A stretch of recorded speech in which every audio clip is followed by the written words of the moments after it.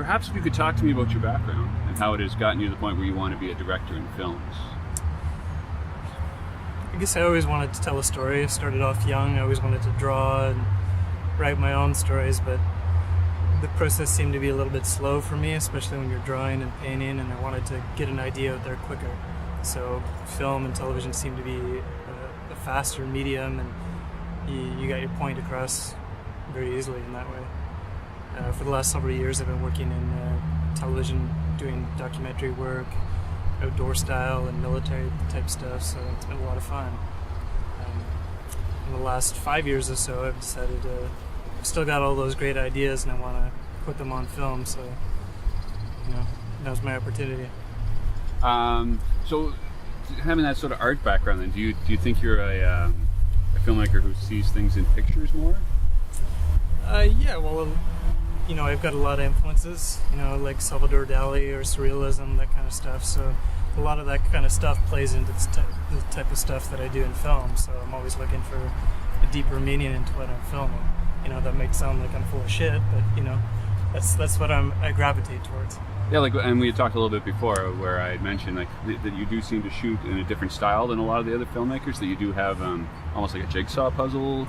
Right, I like to piece things together and look for something deeper into someone's soul, and I like to kind of bring that out. So it's a lot of macro, a lot of tight shots, and the story might weave together in a different way, but hopefully you can bring your own meaning out of it. And hopefully it's not too jumbled up that you can't even watch this, and hopefully it appeals to some people. And I think too that what it does is it seems to be able to tell a story without words. Sometimes, you're able to, because you're so close on their faces, that you really see what they're feeling without even them having to say it. Emotion is key to anything I want to do. So if a character can kind of portray that emotion, or we can get that out of them, that's the most important thing. When it comes to making a film, what types of characters do you like in your films? I like characters that are going through a struggle, or trying to search for themselves, or search for something, a bigger meaning, or I just like there to be some sort of confrontation that's bigger than just walking down the street and telling a goofy joke. I like there to be some sort of substance there. So my character ideally isn't your everyday person, a person that you can see physically, or you need to see something wrong with that person when you first see them. You need to see what his struggle is. So, or it can be something deeper that you don't know about that person. So you may seem like the perfect guy, but something in his family life or something else is far more. So. What about the way you make films visually? What do you like to do visually when you're making films? I like to be challenged visually. So locations are key. Lighting's important. I like to see colors, and I like to see those colors reflect what the story's about.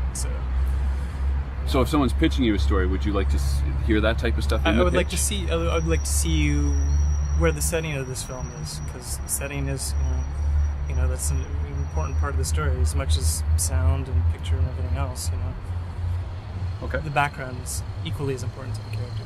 Okay. And in terms of would you, in the pitch, if they were actually trying to verbally draw pictures for you of what you were going to do, or would you rather that's something that you're going to do afterwards? Well, I like to know that what they're pitching me is important to them, and they're excited about it. So if they can get excited beyond the idea that they're pitching to me, I know that they've obviously got something worth putting on film. So if they get excited about it, it's a great collaboration.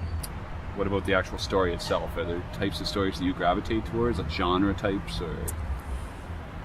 I tend to gravitate towards the darker side of stories, but that doesn't mean I'm not willing to try something new. Christian believes that I should do the romantic comedy, but I'm not sure if I'm up for that. So no kissing in your films either? No, I don't know. I'm not saying there's no kissing, it's just, we'll see. Okay, good. Getting excited about someone else's idea. What types of ideas excite you when you're hearing it from someone else? I get excited just hearing that someone else is excited about it. So, and that's the type of team I want to work with. It's not about me making a film, it's about a group of people making a film. So I think that's most important. And if I can see what they're trying to portray to me, then we can make that happen. Okay. And in terms of actually working with a screenwriter, have you worked with screenwriter, like someone else's script very often, or? I've collaborated with people in writing stuff, but I've never worked solely on someone else's script. So how do you feel that that process will go, or how do you picture it happening? I'm actually really interested in doing that. I think the things will flow a lot smoother, and I can't wait to do it this way. I'd like to meet with the screenwriter on several occasions, and even bring him on set the day if I could. So, I'd like to throw back ideas and see if they're willing to budge on their idea, but for the most part, I'm excited to see what they can offer. So. But at the end of the day, the director has the power. I want to work within my means. I don't want to create something spectacular, crazy science fiction film. I don't want to make a superhero film. The story's got to be tailored to the budget. So, if you think it costs $1 million for your idea, don't even bother pitch it to me. So, it's got to look fantastic, and no one really knows how much it costs. Right. And I think maybe looking at sort of character-driven stories, that tends to be what's more. It's got to have something to do with the character. It can't be anything less than character-driven.